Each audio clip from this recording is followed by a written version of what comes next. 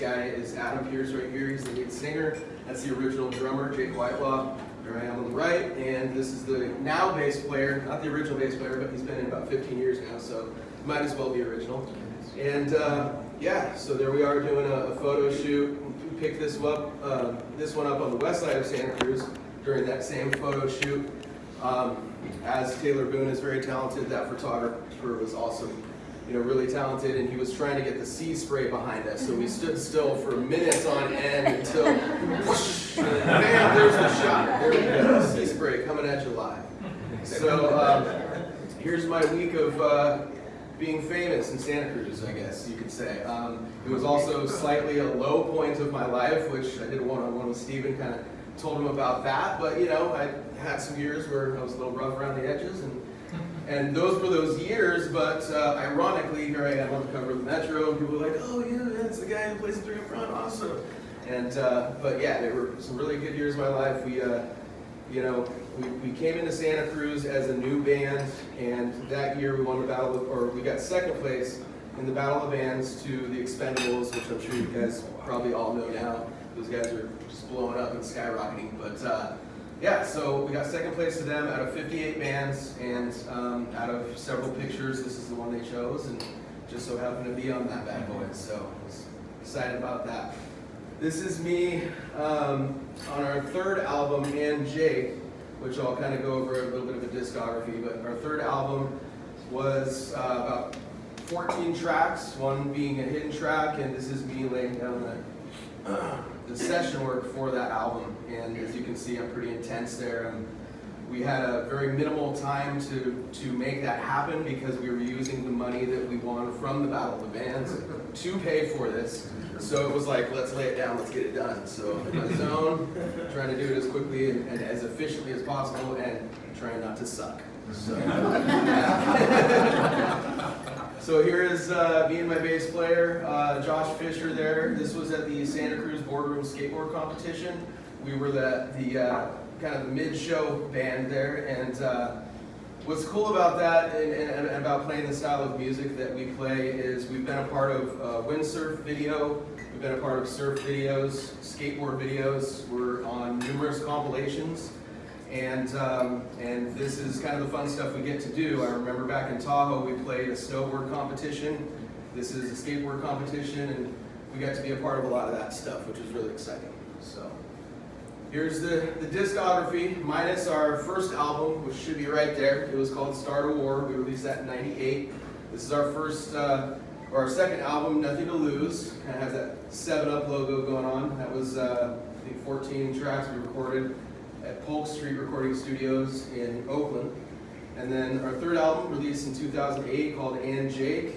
That was named after our drummer, Jake, which is really kind of cool, but just another great album, fun album, and this is the one that we just released. It's called Puppets and Psychiatrists, and we just released it last year. And what's cool about that is it's an album of 19 tracks, and it took us a long time to get it together to where we were all, had gone through all of our notes and all of our recording time and listened to it over and over and say, okay, we're ready to release it. So it's out, it's on Amazon, it's on iTunes, it's on Bandcamp, CD Baby. So here's just a little, screen grab of that there of our discology. This one's Live at the Catalyst. That was just a show we did in 2010. Just so happened that the sound engineer did a really good job on the quality of it. We're like, let's release this thing, might as well. So there it is there. This is my beautiful girlfriend at the time, wife now, because I wouldn't let her get away, basically. Her name's Chelsea McCone. She's a huge source of inspiration for me as well. Just an amazing woman through and through. Here's us in Lake Tahoe, and about 3 years before we got married, actually, and what's kind of ironic about this is where we got married, is right there at Urban Mansion, right along the lake, but at the time we didn't know that, but that's where we got married eventually. So here's us down at the Monterey Bay Aquarium, and as you can see, she's rocking my hat. So how can I not wife that one up, right? She supports me, she loves me. I mean, come on. So that's my beautiful woman. Proud to be her husband, and proud to have her as my wife. Here we are doing some kind of old-timey photo stuff. So My friend, actually, we do a show called Chrisapalooza every year. Unfortunately, he died in a drinking and driving accident, unfortunately. And but every year to maintain and keep his memory going, we do a concert in his name.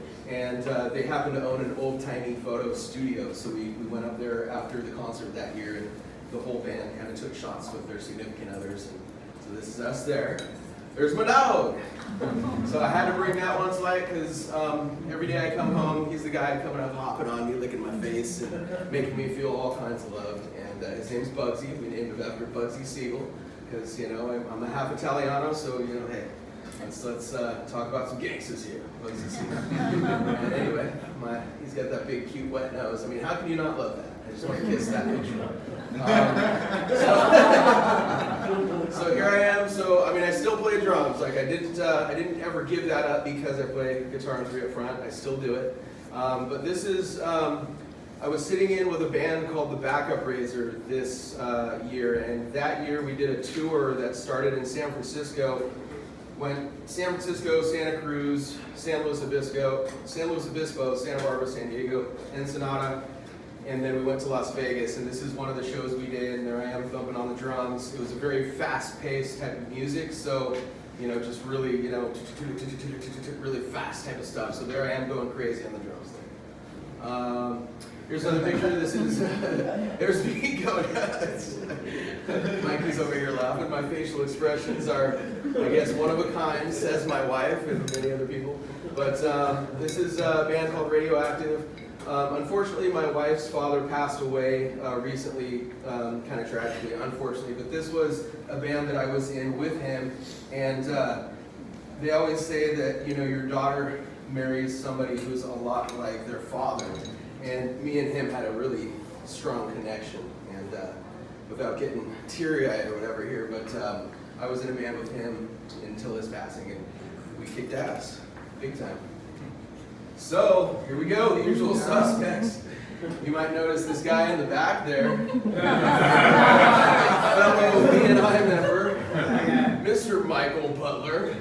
So this is the night before I got married. These are all my bros. Pictured on the right is Nakia Johnson. He's been a friend of mine since I was a young kid. On the far right is my brother, Sam. Brendan Turnage to the left of me. And to the right of me is Josh Fisher, the bass player, the original drummer Jake, Adam, lead singer, and we are all just being a bunch of heathens the night before I got married. So I won't go into detail about what actually happened. But I'm sure you can imagine, though, just by the look of that picture. So,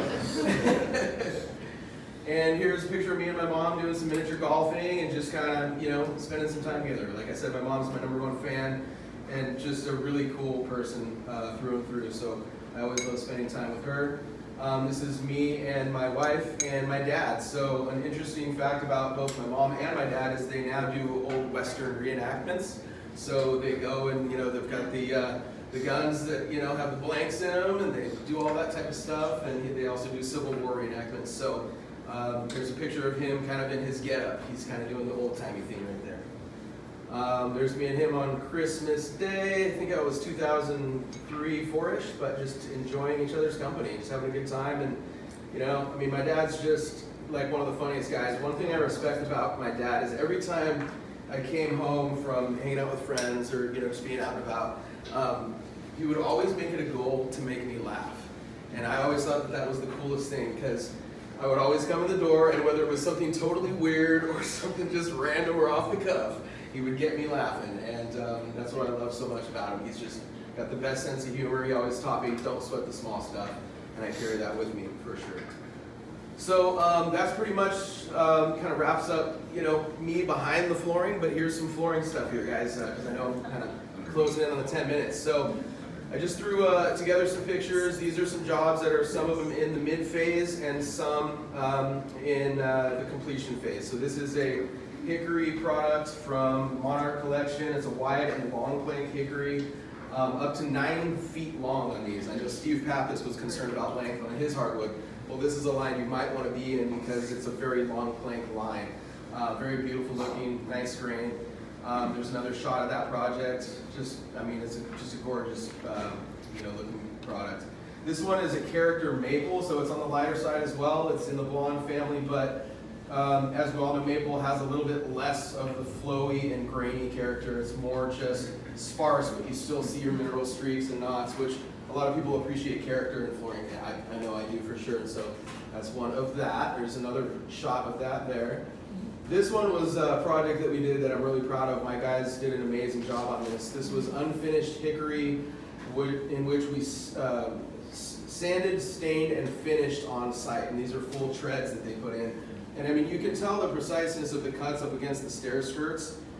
You know, that's a professional doing their job right.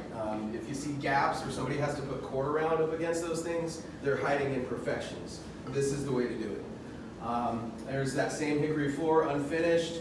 This was after, I think, the first coat of finish that we put down. Again, hickory with its many beautiful variation and beautiful looks. This job came out great. This is about the third job I've got from this client. We did his tile. We just got done doing marmoleum for him in his garage. He doesn't even blink when I give him a price now. It's like, here's my credit card, let's do it. When can you do it? When can you do it? So that's the kind of impression we make on people out there.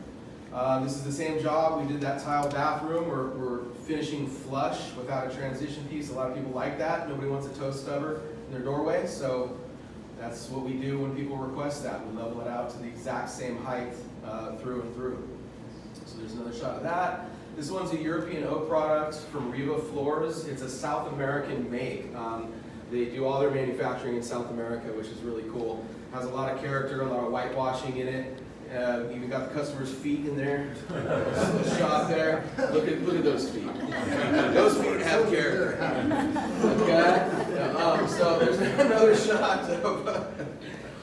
shot of the same floor. Again, you can see the whitewashing in the grain. Wire brushing and whitewashing is super popular with hardwood now, and especially in its wide and long plank form. That's something that we do the most of versus your classic 3/4 by 2 1/4 oaks or classic woods that you might see. And that is it, folks. So thank you very much.